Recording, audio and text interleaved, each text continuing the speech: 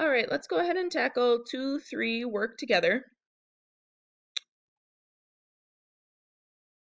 As a reminder, as this is loading, from your PowerPoint, we are talking about transactions that affect the owner's equity. So remember, owner's equity is how much the owner has invested in the business.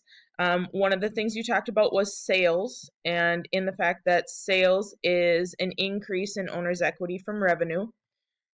You also talked about expenses. Remember, expenses are the cost of doing business, and they decrease owner's equity. And then we also have withdrawals, which is where the owner pays him or herself, and that also is a decrease in owner's equity. So again, the PowerPoint will be very helpful for you to complete these assignments as well as your book. So whichever one is going to work best for you, make sure you have that as a resource for yourself. So same thing as 2.2, we have our account titles listed here, the ones we're going to use, and then we also have our list of transactions. So I'm going to go ahead and make this smaller so I can see what we're doing here. So we have 2 T accounts for each transaction, and then we want to talk about which is going to have a debit and which is going to have a credit. Remember that we always list our debit first, so we do kind of have to think about that when we're going ahead here. So our first one is on March 11th. It says we sold services on account to Johannes Eriksson for $125.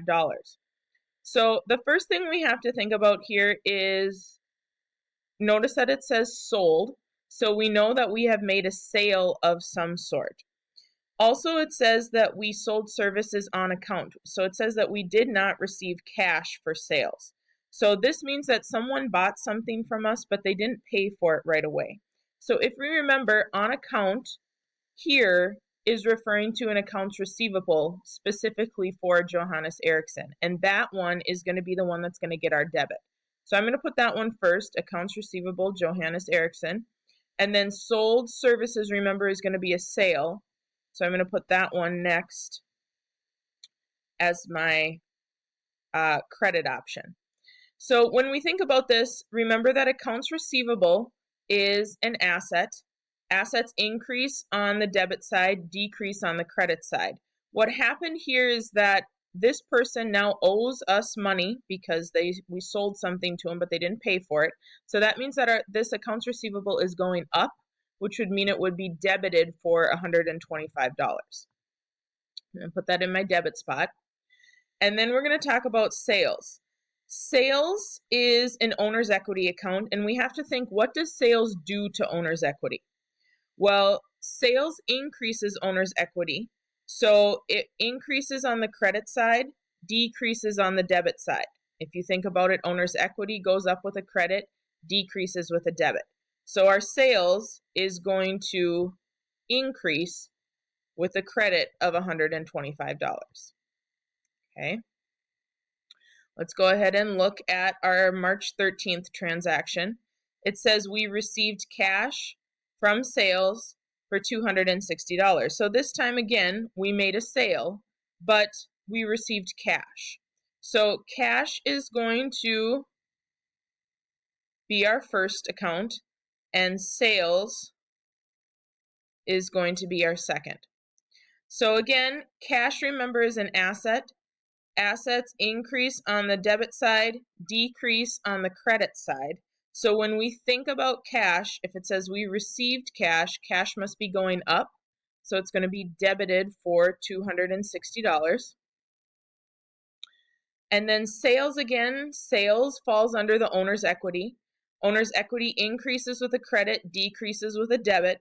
So sales, remember, is always going to be an increase in accounts receivable, in owner's equity.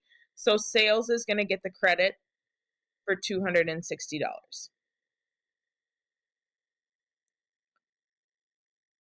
Okay, let's go to March 14th. On March 14th, it says we paid cash for a telephone bill. So this is one of the ones that's going to be kind of tricky, and if I were there with you, I would write it on the board to kind of show you what this is going to, what's going to happen here. We know here that we're paying cash. So cash is actually going down, which means that cash is going to be credited. So I'm going to put my cash in my credit spot here. And then it says we paid for a telephone bill. Now, a telephone bill is an example of an expense. It's a cost of doing business. And so that's actually going to be our debit, and I'll explain why here in just a second. So I'm going to actually pull up the PowerPoint here and go back to our, where's our expense one here, so we can kind of see. So if you notice, owner's equity, remember, increases with a credit and decreases with a debit. So when you think about owner's equity, you have things that increase owner's equity, which are sales and investments. Then you have things that decrease owner's equity, which are expenses and withdrawals. So expenses actually increase with a debit and decrease with a credit. Because if owner's equity increases with a credit, in order for something to go down, it would have to be the opposite of it. So expenses increase with debits, decrease with credits. And the reason they do that is because overall, their effect is that they decrease owner's equity. I know it's kind of hard to wrap your head around, so look at this diagram if you get confused, but it's just essentially the opposite. And it kind of explains that right here. Because in order for an expense to decrease owner's equity, we would have to debit an expense instead of credit it, because if we were crediting it, it would be increasing owner's equity. So we have to do the opposite. So let's go back to our account here. And so with the fact that we know that expenses decrease owner's equity, rent expense is technically going up right now. You know, you had a telephone bill that goes up for $54. So we're going to debit rent expense for $54. Obviously, we paid that telephone bill, so cash is going down. Remember, cash is an asset, and assets decrease on the credit side. So we're going to put $54 in here. Okay, 2 to go. Let's look on March 16th. It says that we received cash on account from Johannes Eriksson. So remember that back on March 11th, Johannes Eriksson bought something from us but didn't pay for it right away. 5 days later, Johannes is paying us for the things that he bought. Now, some kids will put this as a sale. Don't do that because we already recorded the sale back on March 11th. What we're recording here is actually receiving the cash. So cash is going to be our debit, and that on account, remember, is accounts receivable for Johannes Eriksson. That's going to be our second account. Okay, so we know that we received cash. Cash is an asset. Assets increase on the debit side. So we're going to put 125 in here. And then we're going to come down here to accounts receivable. Remember that accounts receivable is also an asset, increasing on the debit side, decreasing on the credit side.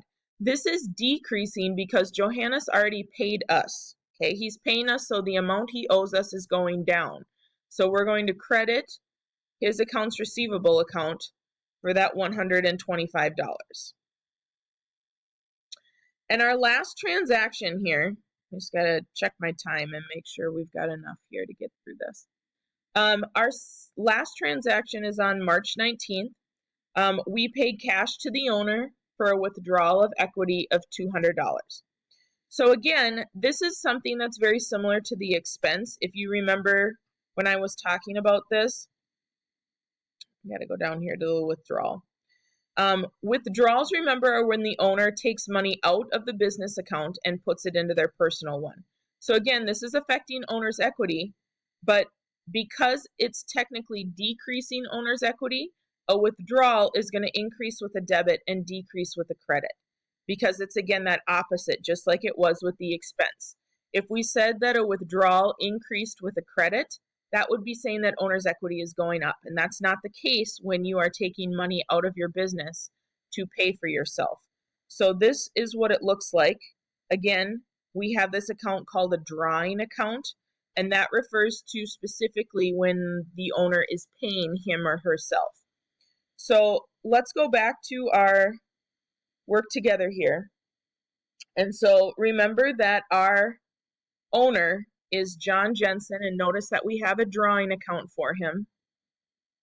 So that's actually going to be our account that's going to be debited, and cash is going to be credited because cash is going to be going down. So just like I said, John Jensen Drawing is technically an owner's equity account, but because it actually decreases owner's equity, it gets flipped. So it increases with a debit, decreases with a credit. And since he's taking money out, that means that the drawing account is going up by $200.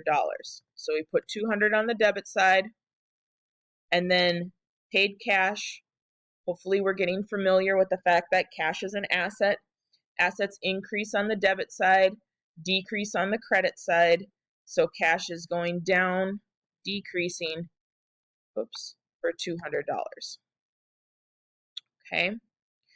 So hopefully that makes some sense.